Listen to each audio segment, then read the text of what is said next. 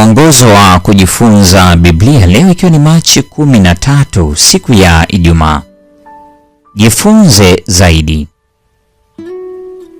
Roho wa Mungu anapoutawala moyo na akili, moyo ulioongolewa hulipuka kwa wimbo mpya. Kwa kuwa mtu huyo hutambua kwamba katika uzoefu wa maisha yake, ahadi ya Mungu huwa imetimizwa, na makosa yake huwa yamesamehewa, na dhambi zake huwa zimefunikwa.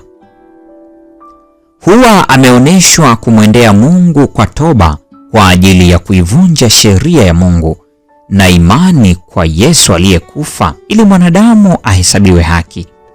Basi, tukihesabiwa haki itokanayo na imani, atakuwa na amani kwa Mungu kwa njia ya Bwana wetu Yesu Kristo. Warumi sura ile ya 5 aya kwanza. Kwa sababu ya uzoefu huu wa maisha, haimpasi Mkristo kukunja mikono bila kufanya chochote akiwa ameridhika na kazi iliyokwisha kufanyika na kukamilika kwa ajili yake. Yule aliyenuia kwa dhati kuingia kwenye ufalme wa kiroho ataona kuwa nguvu zote na shauku kubwa sana ya kupenda mambo ya moyo usiofanywa upya, yakiungwa mkono na nguvu za ufalme wa giza, huwa vinapangwa dhidi yake. Kila siku inampasa kufanya upya kujitoa kwake, kila siku kupambana na uovu.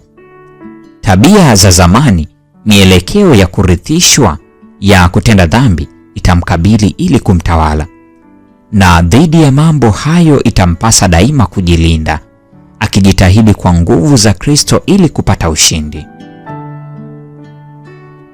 Nguvu ya maisha ya juu, maisha safi na yenye uadilifu, ndilo hitaji letu kubwa.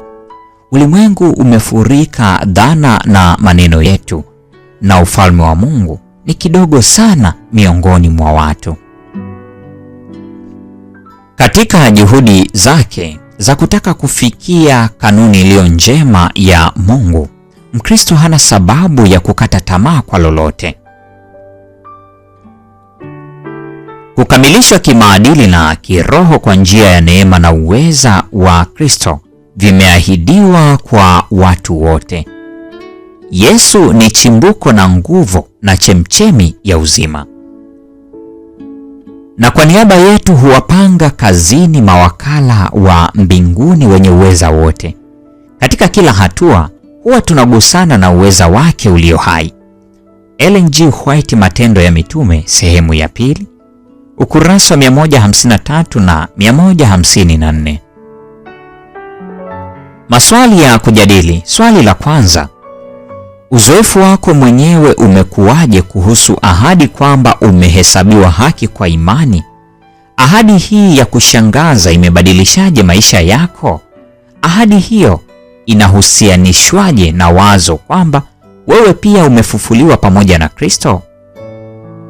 Swali la pili: inamaanisha nini kwako kuwa na mtazamo wa mbinguni?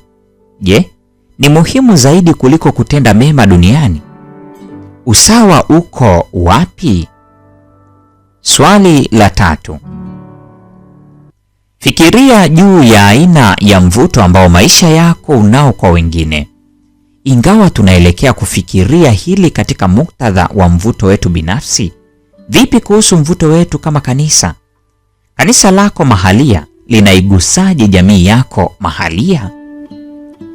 Swali la 4 na la mwisho: soma Wakolosai sura ya 3 aya 11. Hili linapaswa kutuambia nini kuhusu umoja tunaopaswa kuwa nao katika Kristo? Mpendwa wa mfuatiliaji wa mfululizo wa masomo haya mwongozo wa kujifunza Biblia, leo ni Machi 13 siku ya Ijumaa, tukifikia tamati somo hili la 11 linalosema kuishi pamoja na Kristo. Juma linalokuja, Bwana akitupatia nafasi, tutajifunza somo la 12 linalosema kuishi pamoja sisi kwa sisi. Neema ya Bwana wetu Yesu Kristo, pendo la Mungu na ushirika wa Roho Mtakatifu dumu kwa pamoja nasi sasa na hata milele. Amina.